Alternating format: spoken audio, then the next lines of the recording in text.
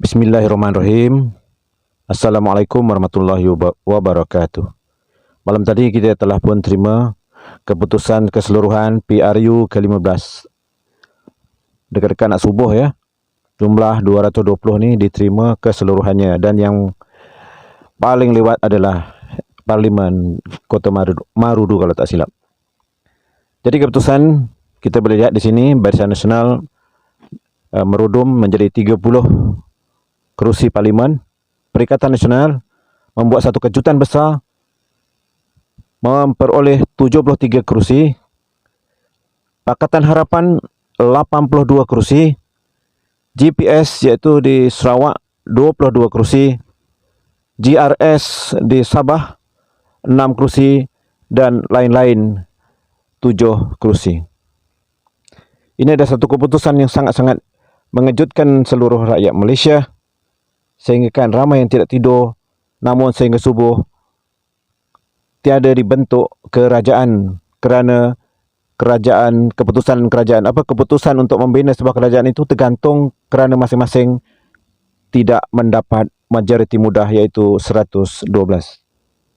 Di kalangan rakan-rakan saya bertanya, daripada Pakatan Harapan ni berapa pembagian daripada parti-parti yang mendapat kerusi. Okey, kita lihat di sini, daripada 82 kerusi yang Pakatan Harapan dapat, PKR mendapat 31 kerusi, DAP 40 kerusi berbanding PRU 14 adalah 42 kerusi Amanah 8 kerusi, UPKO 2 kerusi, dan Parti Muda iaitu Syed Saddiq 1 kerusi. Itu dia untuk Pakatan Harapan. Seterusnya Perikatan Nasional. Sebelum ini Perikatan Nasional diperlekeh oleh Rafizi, Anwar Ibrahim dan juga penyokong-penyokong dari Pakatan Harapan, seolah-olah tak ada dapat kerusi langsung. Dia punya ayat-ayat yang termasuklah dalam YouTube saya ni, ya Allah pedih kalau saya baca. Tetapi apabila pilihan raya ini, keputusan ini sangat-sangat mengejutkan, di mana Bersatu mendapat 28 kerusi berbanding 13 pada PRU 14. Parti PAS pada PRU 14 mendapat 18 kerusi saja. Hari ini PRU 15 mengejutkan seluruh dunia, iaitu mendapat 44 kerusi. Dalam sejarah negara inilah kejayaan yang paling manis, sehingga kan Datuk Seri Hadi Awang membaca doa dengan penuh terharu Okey, seterusnya Gerakan Kosong dan PN Direct 1 kerusi sahaja. Alhamdulillah, syukur. Saya juga telah membaca komen-komen dalam YouTube saya sebelum ini, dan semua penyokong PN berdoa mengharapkan kejayaan, memohon kepada Allah kejayaan Perikatan Nasional ini. Alhamdulillah. Dan saya baca komen tu pun saya sangat terharu, berbanding komen-komen daripada bukan Perikatan Nasional yang menulis komen dengan tak sopan lah. Tolonglah komen dengan baik kita manusia. Marah-marah, doa pun tak makbul. Okey. Seterusnya Barisan Nasional. UMNO memperoleh 26 kerusi Parlimen, MCA 2, yang saya ingat satu, Wikasyong, satu lagi tak ingat siapa, MIC 1, PBRS 1, jadi mendapat 30 inilah satu kekalahan yang sangat-sangat dahsyat, sehingga akar umbi UMNO terutamanya ingin dan mengharapkan Zahid tanpa malu segan dan juga dengan rasa bertanggungjawab, tolonglah bersara daripada politik, letak jawatanlah. Memang anda tak bolehlah rakyat menunjukkan, dan juga pengundi menunjukkan, menterjemahkan dalam kertas undi pada malam tadi Seterusnya GPS dari Sarawak PBB mendapat 14 kerusi Parlimen, PDP 1 kerusi Parlimen, PRS 5 kerusi, dan SUPP 2 kerusi Parlimen. Ini merupakan gabungan rakyat Sarawak yang sangat-sangat membanggakan bagi GPS. Kita pergi ke Sabah pula, di mana Parti Bersatu Sabah 4 kerusi, PBS 1 star 1 ya. Ada kesilapan ke dalam ni, tapi Bersatu Sabah mendapat 4 kursi lah secara keseluruhannya. Okey, kita lihat lain-lain, iaitu Parti Warisan Sapi Abdal mendapat 3 kerusi parlimen. Parti KDM 1, IND 2 dan juga PBM 1 kerusi, keseluruhannya 7. Ini semua termasuk parti bebas ya. Okey, itu keputusan di Sabah. Jadi daripada keseluruhan ini tadi, maka keputusan pilihan raya di negara kita ini sekarang sudah menjurus kepada bermula dengan PRU14 dan PRU15 sudah tidak ada lagi satu parti yang kuat, dan kita memerlukan parti politik, maknanya pelbagai parti untuk membentuk kerajaan. Jadi masing-masing perlukan kerjasama daripada parti lain untuk membentuk kerajaan. Sebab itulah satu hari kita tunggu Perdana Menteri tak muncul-muncul, kita tunggu petang ini. Kita lihat ya. Kita lihat pula parti-parti ini, apa yang dirampas, apa yang dihilang. Okey, kita lihat Pakatan Harapan mendapat 82 kursi, merampas 12 kursi baru. Okey, bagi tepukan. Tetapi hilang 20 kursi yang lama. Merampas 12, hilang 20 dan mempertahankan 70 kursi. Okey, jadi itu sudah dijangka. Baru saya teringat Raja Petra Kamarudin punya ramalan. Saya sungguh-sungguh kagum dengan beliau kerana ramalan beliau itu selalunya tepat ya. Seminggu sebelum pilihan raya dia dah buat kenyataan ramalan daripada intelijen dan sebagainya bahawa parti yang akan menang dalam PRU15 ini tidak ada pemenang yang mutlak dan terpaksa bergabung dengan parti-parti yang lain. Kita lihat pula Perikatan Nasional, jumlah kursi yang diperolehi 73, merampas 42 kursi. Beri tepukan untuk Perikatan Nasional. Alhamdulillah. Takbir, Allahu Akbar. Hanya hilang 8 kursi parlimen dan mempertahankan kursi parlimen yang ada. Sebelum ini itulah sebagai penganalisis politik kadang-kadang sedih kerana Perikatan Nasional ini dipandang sebagai hina, underdog dan sebagainya, tapi apabila berjaya, setengah daripada anda tidak menerima kejayaan ini. Ya, kalau kata jangan kata SPR tak telus dan sebagainya. Ramai sahabat-sahabat saya bertugas dalam SPR di mana pengiraan dan juga proses itu sangat-sangat teliti ya.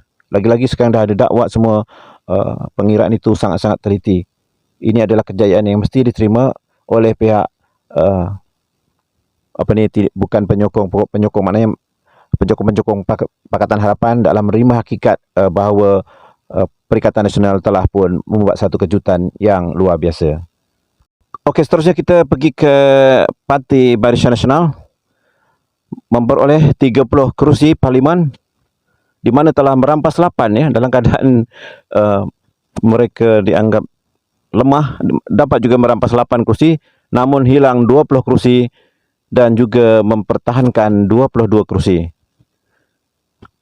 Okey, jangan pengsan ya bagi penyokong-penyokong Perikatan Nasional. Saya tengok dalam WhatsApp makcik-makcik saya macam dia pucat lesi ya. Mereka penyokong tegar dari saya muda lagi, saya tahu. Bila dengar ni, wah seolah-olah negeri kita nak perang. Tidak, jangan takut. Siapa pemenang akan menjaga rakyat Malaysia. Kita berpindah ke di Sarawak, di mana GPS mendapat 22 kerusi, merampas 4 kerusi dan tidak hilang. Bagi tepukan untuk GPS, tidak hilang kerusi ya, dan mempertahankan 18 kerusi dan malah merampas 4 kerusi. Agaknya siapa yang kena rampas ni? Saya rasa daripada PKR dan juga DAP ya, yang marah ya. Okey. Okey, seterusnya pergi ke Sabah GRS. Mereka mendapat 6 kerusi, merampas 3 kerusi, hilang 5 kerusi dan mempertahankan 3 kerusi. Akhirnya dapatlah 6 kerusi bagi GRS. Okey, dan malam tadi abah kita Datuk Tan Sri Muhyiddin Yassin pimpinan parti-parti telah pun membuat sidang akbar akan dalam masa yang mempersembahkan kepada Agong insya-Allah petang hari ini ya, hari Ahad ni. Kerana yakin beliau cukup, tengok wajah dia ceria, menjamin kestabilan mungkin akan bergabung dengan GPS dan sebagainya. penyertaan mana-mana parti yang bersedia menerima prinsip perjuangan Pikatan Nasional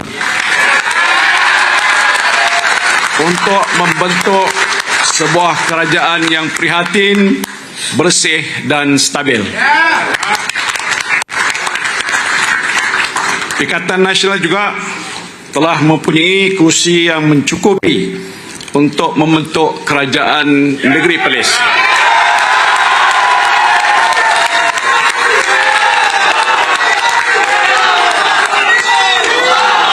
Andai kata Pikatan Nasional berjaya membentuk kerajaan bersama parti-parti lain yang sehaluan, tumpuan PN adalah untuk melaksanakan semua tawaran PN Best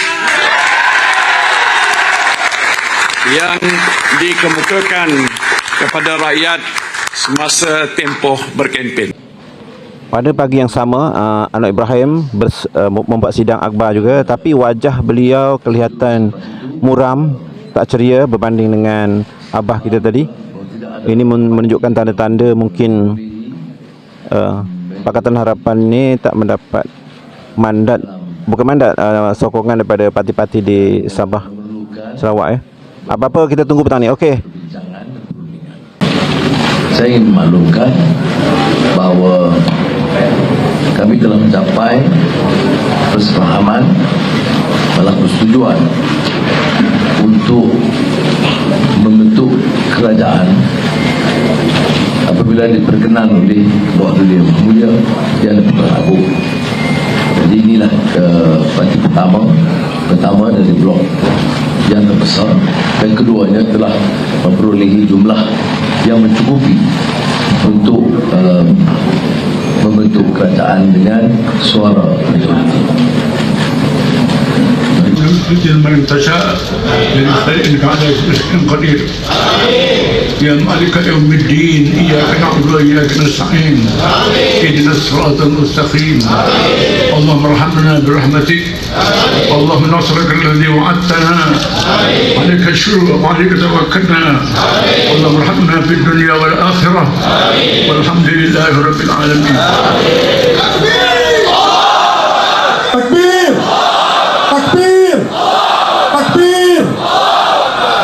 Alhamdulillah, apabila keputusan pilihan raya ke-15 keluar saja, negeri Perlis telah pun dapat membentuk kerajaan tanpa perlu bergabung dengan parti lain, iaitu Parti Perikatan Nasional memperoleh 14 kursi, membolot 14 kursi daripada 15 kursi. Maknanya Pakatan Harapan hanya menang 1 kursi di negeri Perlis. Ini adalah disebabkan kesilapan Zaid Hamidi membuang Saidan Kasim daripada bertanding di negeri Perlis. Itu adalah satu faktor besarlah. Yang keduanya adalah memang kita sedang keadaan momentum di mana anak-anak muda lebih memilih. Seterusnya kita ikuti sidang akbar oleh Abang Jo dan juga GPS di Sarawak. Apa yang beliau katakan, mari kita sama-sama saksikan. Lain saya tak. Kita tengok bagus lah. Kita tengoklah. Kalau dia lain, I respon lah. Until they contact me lah. So you're saying that no one has contacted you lah?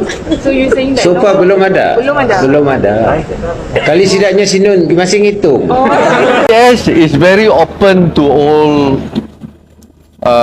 scenario. Kalau kita lihat kita rapat dengan sesiapa. Hanya pada PRU ke-14 kita hendak merapatkan diri dengan pemenang pada masa itu. Mereka tidak begitu mahu merapatkan diri dengan kita. Actually, at that time, I don't mind to share. That is my own personal outlook. Kita keluar daripada Barisan Nasional, Sarawak keluar daripada Barisan Nasional pada masa itu, karena kita tahu Barisan Nasional tidak dapat diterima.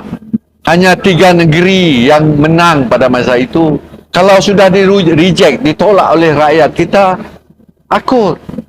Dan sebab itu dengan harapan siapa yang menjadi pemerintah kerajaan, mereka dapat menerima, mahu bekerjasama.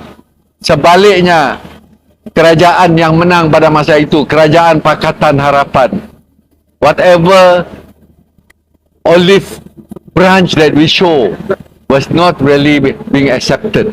Kita dianggap sebagai pemangkang, banyak kita dikacau, projek-projek di sini dibatalkan dan sebagainya. Well, that is how it is. We will still remember all those things. Pada masa ini, it's no more open secret. We are close to the other parties except Pakatan Harapan. It's just that. We are close to Barisan Nasional. We are close to Perikatan Nasional. We are in the government together. PN Plus. Before this. So, we will see how it goes. How it goes lepas ini. Tapi kemungkinan tidak dengan DAP. Premier Sarawak Tan Sri Abang Johari Tun Openg menyifatkan tempoh 22 bulan pemerintahan Pakatan Harapan PH bagaikan menghiris hati rakyat negeri itu. Katanya banyak janji yang ditabur termasuk memberi hak autonomi dan hasil minyak 20% namun gagal dipenuhi. Selain gagal menyelesaikan isu sekolah daif, beliau berkata demikian dalam ucapannya ketika melancarkan manifesto GPS PRU ke-15 bertema menjamin Sarawak stabil, maju, makmur di Kuching, Sarawak. 22 bulan kita nak mantuk anak murid kita di luar bandar. Menteri Kewangan kata bayar dulu hutang. Adakah bayar hutang? Wang hutang ada schedule repaymentnya.